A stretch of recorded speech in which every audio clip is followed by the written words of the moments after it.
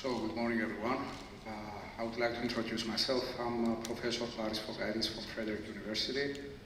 I'm also the founder of Euphyia Tech, a spin-off at Frederick University, and our main field with our spin-off Euphyia concerns the assessment of smart buildings, of the smartness of buildings.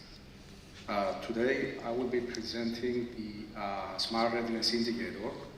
That is a new scheme that has been developed by the European Commission and that concerns the assessment of the smartness of buildings.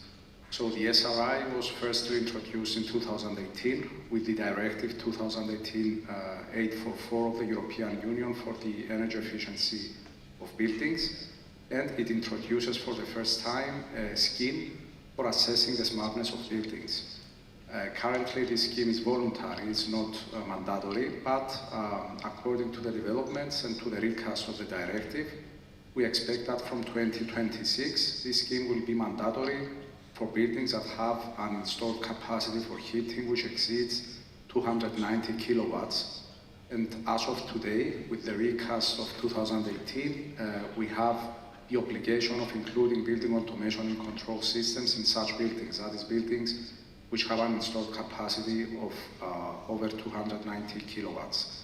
So today's presentation has its meaning because it also describes some of the developments that we expect to have in the field of smart buildings in Cyprus in the following years. So if we would like to define what is a smart building, we see here the definition that we have for smart buildings that is given by the European Commission. In simple words, a smart building is a building which has the ability to understand the conditions within the building, to interpret the needs of the user, and to adapt the operation of the building to the needs of the user. At the same time, a smart building sets also some other criteria which involve the energy efficiency. That is, a smart building regulates the performance, monitors and regulates the performance of the building with the purpose to reduce the energy efficiency. And the European Commission has set a third pillar for smart buildings, and that is their ability to interact with smart grids and microgrids. So based on these three principles, that is the ability of a building to adapt to the needs of the user, the ability of a building to regulate and control the HVAC system of the building towards reducing the energy consumption of the building, and the integrability of a building with smart grids and microgrids. These three parameters constitute the framework under which a smart building operates. And the methodology that we are going to introduce satisfies all these three parameters. Now, what you can understand by our introduction is that what we discuss here concerns building automation and control systems, which are addressed not only for HVAC systems, but also for other appliances of the building or even for lighting. We will see later in detail in the presentation how the different domains of energy consumption are handled under ASHRAE and what are the criteria based on which we assess the performance, the smartness performance of these domains. Now, we see the developments in the field of the past 5 years. We see them in this slide. The scheme was firstly adopted in May 2018. By 2020, we had the delegated acts, that is the regulations, the European regulations that define the actual performance of the ASHRAE and give a specific content to the ASHRAE. And since 2021, we have the implementation of test phases in member states for adapting the ASHRAE. In Cyprus, we also attempt to introduce a test phase. We have signed an MOU, that is our university, with some other affiliations in Cyprus who have interest in the field. And we are in negotiation with the Ministry of Energy and with the Energy Service to implement this test phase free of charge in order to be able to adapt this scheme for Cyprus as well. So the conditions with the member states are shown in this slide. As you can see, we have initiated the test phases, and currently these test phases are implemented in member states. As of today, we have 6 member states which implement test phases. A 7th one was added a few days ago, that is the Czech Republic, and we aim to have Cyprus as the 8th member state in which a testing phase for the ASHRAE will be implemented. Now, to be more specific about the ASHRAE, what does the SRI include? The SRI includes some aspects which are required and some aspects which are optional.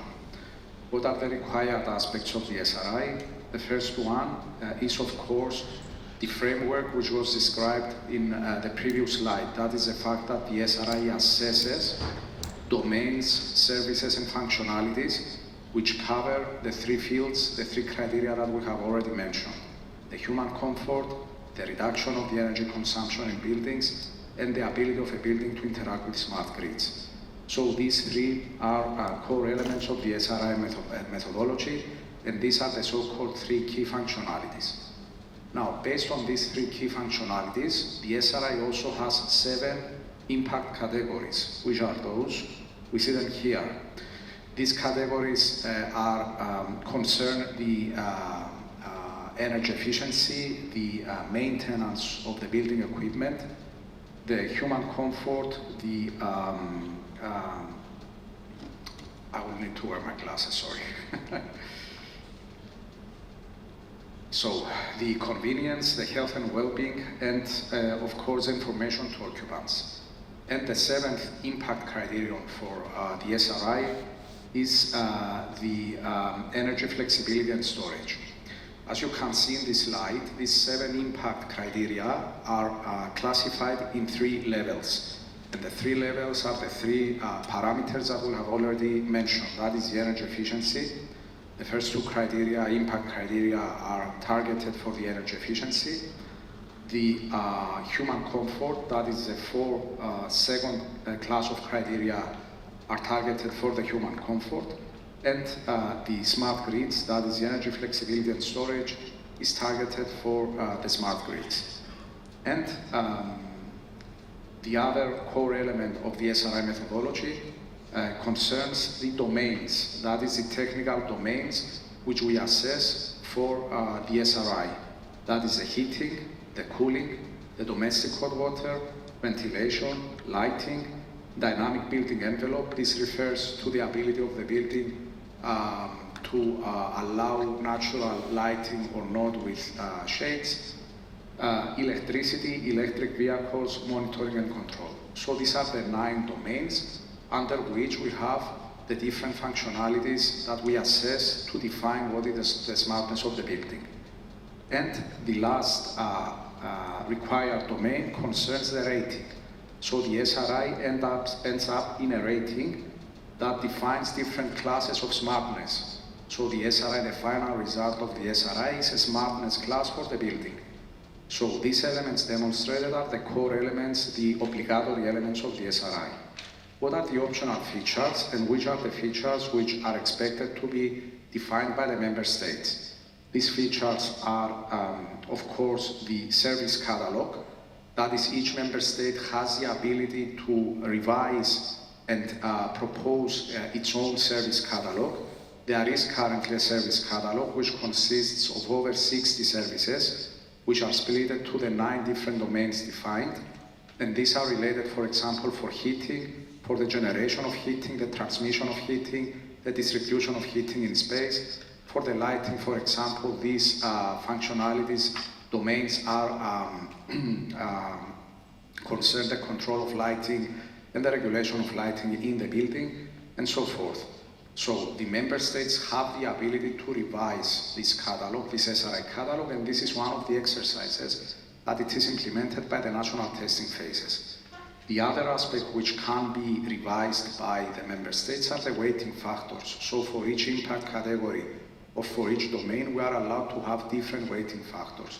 And we will see later in this presentation that the Commission has classified the European continent in 5 different clusters of countries in which different weather conditions dominate. And with this information, we can also adapt the weighting factors of the methodology.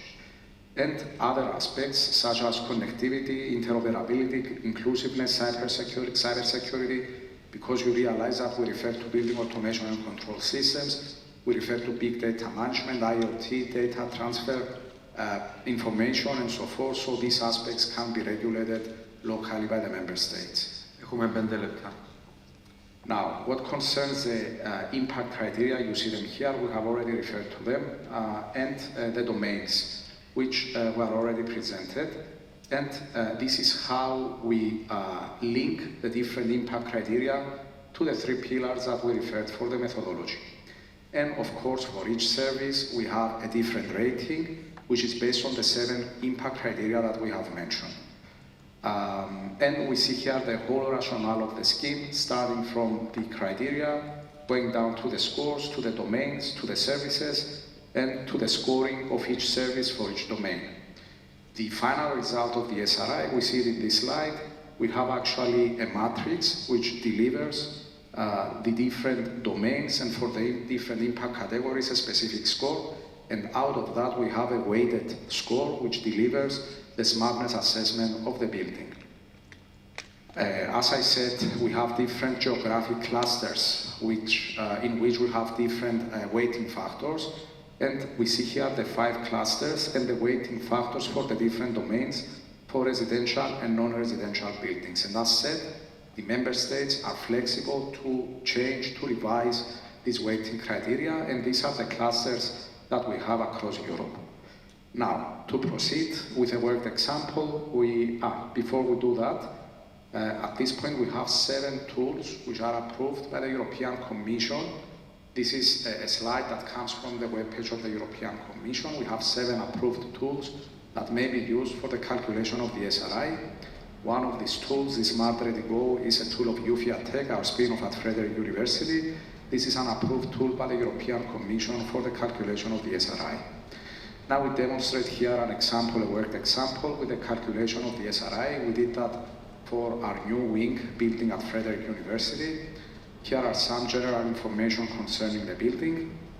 It's a mixed-use building. You see here the energy consumption and some other information. These are the drawings, the 3D drawings of the building. And this is a result of the ASHRAE for the specific building. You see that the ASHRAE, the score per se is not of that importance. What is important here to see and to document are the different, is the way that the ASHRAE is presented. That is, it shows the smartness of the different services on the right side, as well as the smartness of the different impact categories on the left side. Now, to conclude, why do we need smarter buildings and what is the link between smarter buildings and our field as HVAC engineers? Apparently, smarter buildings may lead to energy efficiency, to the reduction of the energy consumption. And that is why, since we are in a transition, we move to the era of smart cities and smart buildings, we aim to set some rules to make the definition of smartness objective and not subjective, to have that as a specific framework and a specific methodology with which we identify what we describe as a smart building. And apparently the advantages that we expect to have from the enhancement of the smartness of the buildings will also support all the initiatives that are taken in the field of smart grids and microgrids, and will allow the further penetration of the renewables and the transition towards a neutral, a carbon neutral era. And of course, in the field of operation and maintenance, the smartness, enhancement of the smartness of buildings will also give better conditions for maintenance and of course for the operation of the HVAC equipment. I would like to thank you for your attention, and I'm at your disposal for any questions. Thank you.